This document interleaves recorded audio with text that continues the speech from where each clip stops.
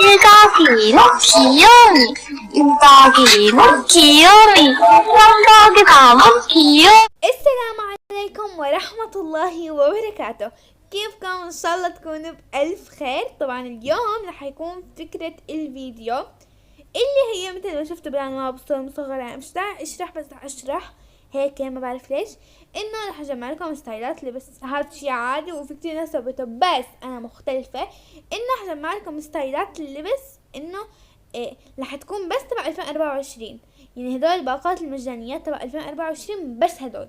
طبعا هاي الفكرة تقريبا ولا حدا عملها، انه انا صراحة ما شفت، فانا بس هدول طبعا انا كنت اخذتهم الباقات بس اعملهم اعادة. وطبعا اللي ما بيعرف يعمل اعادة يروح عن المكان وبس يدوس على علامة الاعادة ويكبس صح، وبعدين بقى بيرجع بيحط لك لاين وبس.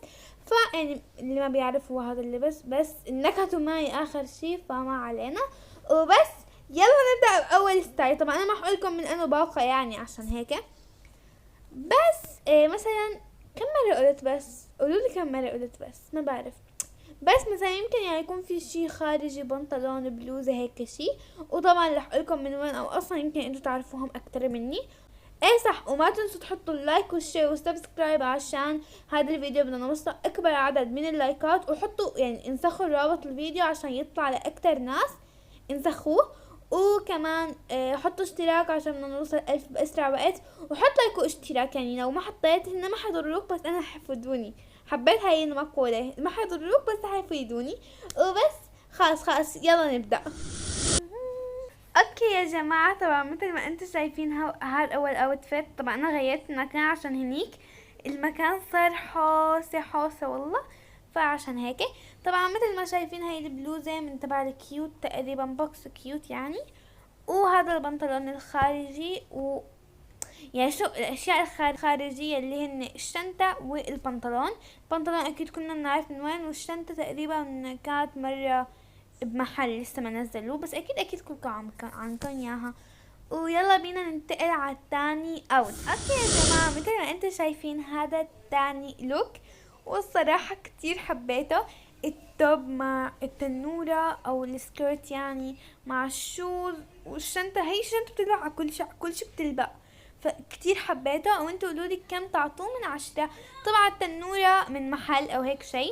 اسفة لو سمعتوا صوت خارجي، هذا الصوت من برا مع انه انا مقفل الباب علي. فكمان هذا الاوتفيت بتقدروا تعملوه باطلالتين. تاني اطلالة ايكم بصراحة انا عجبني من ضمن الجاكيت. كمان انتو قولولي شو رأيكم، كم تعطوه من 10. ويلا نروح على الاوتفيت التالت، وهذا الاوتفيت رح يكون صيفي. يعني هذا بتحسوه لما هيك تلبسوه بتحسوه شتوي، بس الثاني رح يكون صيفي. الصراحة يا جماعة هذا الاوتفيت ما غيرت فيه شي، بس حسيته بناسب البحر، فبس ضفت له هاي الشنطة اللي مرة كانت بالمحل كيوت. وهذا الحلق تبع النجمة، الحلق ماني متذكرة من وين، يعني حاولوا تذكروا او ضيفوا له حلق ابيض. فيعني هذا اصلا ما يعتبر اوتفيت، بس صح حبيته مع الشنطة كتير. ويلا على الاوتفيت الرابع. اوكي يا جماعة، وهذا كمان الستايل ما تعبت فيه كتير، يعني عادي، بس هيك طقمت هاي مع قط. وهذا البنطلون اللي كلكم بتعرفوا من وين، وهذا الشوز وبس. يلا ننتقل على الاوتفيت التالي. يا جماعة ما علينا، غيرت المكان مرة ثالثة بس عادي. هذا الاوتفيت يا ربش عجبني كتير حلو، وبس الشنطة والنظارة اللي دايما لابستها اللي هما الاشياء الخارجية، الباقي كله من البوكسات. والصراحة كتير حلو.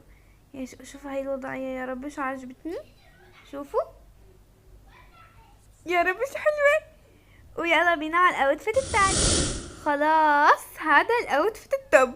اول وحدة اعمل هذا الاوتفيت، وهذا الاوتفيت كله من البوكسات وكتير كيوت. اول مرة بحس حالي كيومي. ولا استنوا لو دوسنا على هاي الشنطة حاسة لا ما كتير، يعني بنقدر هيك نمسكها. يا كيوت والله، عن جد هي تقريبا اول مرة هيك البس اوتفيت ويعجبني لهالدرجة. هذا كمان كم بتقيموه من 10؟ ايه صح، قيموا كل الاوتفيتات عشان انا نسيت اقول، يعني بتعرفوني. بس يلا بينا على الاوتفيت الجاي. شوف هذا ستايل هيك البنت القوية، البنت المشجعة والله ما اعرف وش اقول، يعني هيك شوفوا حبيت كم تدوا من 10؟ اللي بعده تقريبا بقت ستايلات او ستايلين ونخلص، فليتس جو. في هذا الستايل رأيكم؟ حاسة التنورة يعني بس لو كان هذا فيه بينك او ابيض بدل الازرق حيكون احلى، بس ما علينا. وكتير كتير كم تعطوا من 10؟ ويلا بينا نروح على الستايل يا الاخير يا اللي قبل الاخير. لابق اكتر من حياتي طبعا، عشان ما نغش هذا الستايل شفته عند اكتر من شخص يعني، بس انا لبيت البلوزة تخيلوا. فيعني هيك نهايتها مسك. وبس هاد كان فيديو اليوم، ان شاء الله يكون عجبكم، واذا عجبكم ما تنسوا تحطوا اللايك والشير والسبسكرايب وتفعلوا زر الجرس عشان يوصلكم كل جديد، وابعتوا الفيديو لاصحابكم عشان ينتشر عند اكتر عدد من الناس. وبس هيك، سلام يا حلوين.